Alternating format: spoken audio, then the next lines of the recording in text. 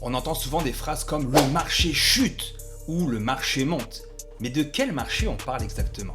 Alors souvent, on va parler d'indice boursier. Un indice boursier, c'est comme un peu un thermomètre de la bourse. Ça analyse la performance d'un groupe de compagnies en particulier. Un indice, ça donne une idée globale de comment se comporte un marché en particulier, un groupe d'entreprises, un secteur, une région, un pays.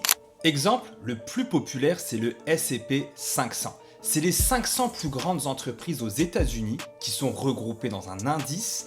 Et donc, si l'indice du S&P 500 monte, ça signifie que les grandes compagnies américaines se portent bien. Un autre qu'on entend souvent parler, c'est le Nasdaq. Le Nasdaq, là aussi, 100 entreprises américaines qui sont, elles, majoritairement en technologie. On parle de Apple, Nvidia, Tesla.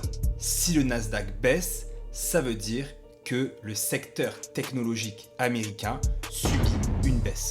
Et il y a aussi des indices pour des secteurs en particulier, que ce soit le secteur technologique, agricole, énergétique, cybersécurité, et j'en passe, il y en a plusieurs.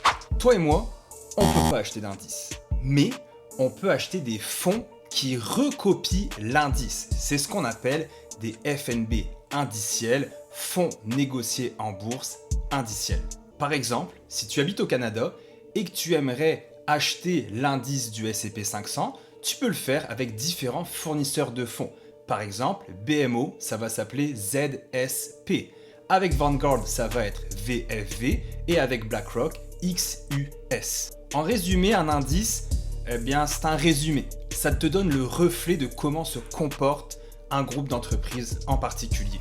Si tu désires une liste de FNB indiciels qui recopient les plus grands indices mondiaux, tu as juste à m'envoyer le mot indice en commentaire et ça va me faire plaisir de t'envoyer cette liste.